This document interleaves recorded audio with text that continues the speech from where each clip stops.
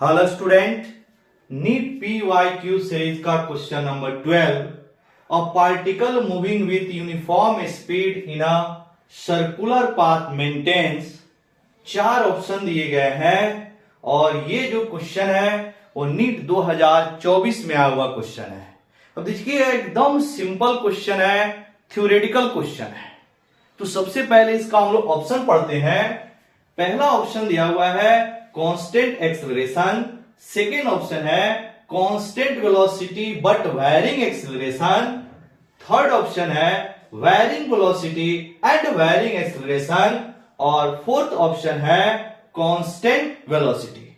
अब यहां समझना है, अगर कोई पार्टिकल किसी सर्कुलर पाथ पर मोशन करता है, चाहे उसकी मोशन यूनिफॉर्म मोशन हो या नॉन यूनिफॉर्म मोशन हो, मतलब उसकी स्पीड या तो कांस्टेंट हो या फिर कांस्टेंट नहीं हो, इस केस में हमेशा जो इसकी वेलोसिटी होती है वो वेरिंग वेलोसिटी होती है और एक्सेलरेशन भी वेरिंग होती है। इसको याद रखना है, जब भी कोई पार्टिकल सर्कुलर पाथ पर मोशन कर रहा होता है तो उसकी वेलोसिटी एंड एक्सेलरेशन वेरिंग होता है। मतलब इस क्वेश्चन के लिए आपका जो करेक्ट ऑप्शन है वो है सी। क्लियर? अब हम लोग यहां समझते हैं कि ऐसा सी ऑप्शन क्यों है। इसका एक्सप्लेनेशन समझिएगा कि अगर कोई पार्टिकल किसी सर्कुलर पाथ पर मोशन कर रहा है तो किसी भी पॉइंट पे अगर आपको वेलोसिटी की डायरेक्शन निकालना हो तो आप क्या करेंगे, उस पॉइंट पर एक टेंजेंट ड्रॉ करेंगे। जो टेंजेंट की डायरेक्शन होता है वही वेलोसिटी की डायरेक्शन होता है।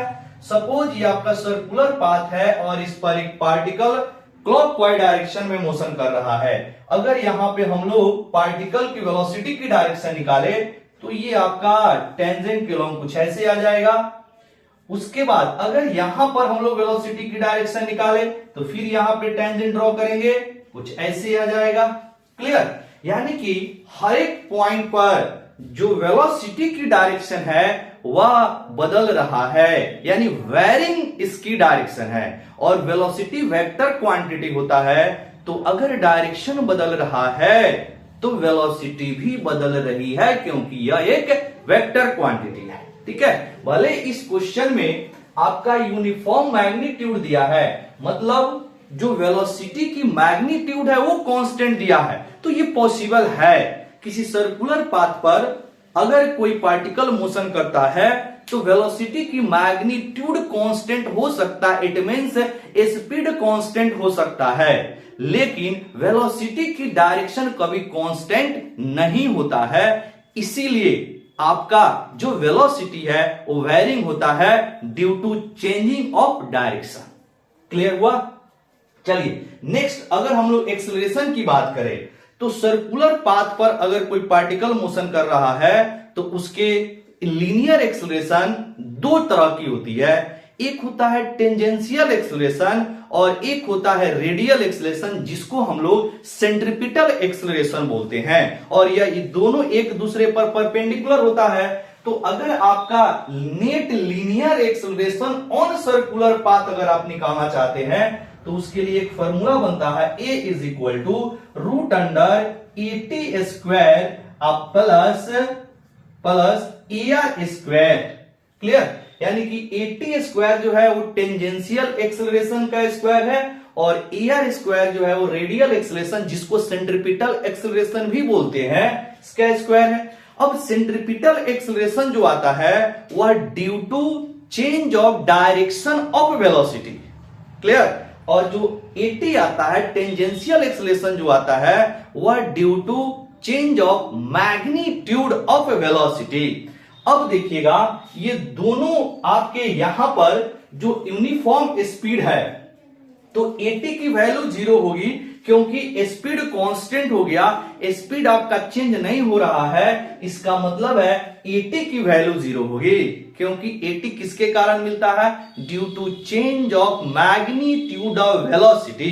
तो वेलोसिटी की मैग्नीट्यूड कांस्टेंट है, स्पीड कांस्टेंट है, तो ये वैल्यू 0 हो जाएगी। बट जो रेडियल एक्सेलरेशन है वह जीरो नहीं होगा, क्योंकि वेलोसिटी की डायरेक्शन हमेशा बदलते रहता है, तो कभी AR जीरो नहीं होगा। यानी कि जब अगर आप A निकालेंगे तो A किसके बराबर हो जाएगा, AR के बराबर हो जाएगा। और इसकी जो डायरेक्शन है, AR का मतलब सेंट्रीपिटल एक्सेलरेशन, रेडियल एक्सेलरेशन, इसकी भी जो डायरेक्शन है हर पॉइंट पे चेंज होते रहता है। क्यों? क्योंकि जब आप AR की डायरेक्शन निकालेंगे तो AR की जो डायरेक्शन होती है वह प्रत्येक पॉइंट पर सेंटर की अलोंग होती है। अगर इस पॉइंट पे निकाले तो सेंटर के अलोंग इधर आप निकालेंगे तो सेंटर की ओर आएगा, रेडियल के अलोंग और सेंटर की ओर। यहां पे अगर आप निकालेंगे तो ये भी आएगा सेंटर की ओर, यहां भी निकालेंगे तो सेंटर की ओर। मतलब प्रत्येक पॉइंट पर जो रेडियल एक्सेलरेशन है उसकी डायरेक्शन चेंज होते रहता है। इसकी यहां इस क्वेश्चन के लिए इसकी जो AR का मैग्नीट्यूड है वो कांस्टेंट हो जाएगा, क्योंकि AR इज इक्वल टू होता है V²/R, और V जो है वह यूनिफॉर्म है। ये इसकी मैग्नीट्यूड कांस्टेंट हो गई, V कांस्टेंट है और R कांस्टेंट है, तो AR की मैग्नीट्यूड कांस्टेंट हो गई, लेकिन इसकी डायरेक्शन चेंज करता है। तो एक्सेलरेशन भी आपका वेक्टर क्वांटिटी है, तो वेक्टर क्वांटिटी की अगर डायरेक्शन बदल जाती है तो वेक्टर पूरा बदल जाता है। तो डायरेक्शन बदलने के कारण AR भी क्या होगी, वैरिंग होगी। मतलब AR किसके बराबर, A के बराबर, तो एक्सेलरेशन भी आपका वैरिंग होगी। तो करेक्ट ऑप्शन क्या है, C है। क्लियर।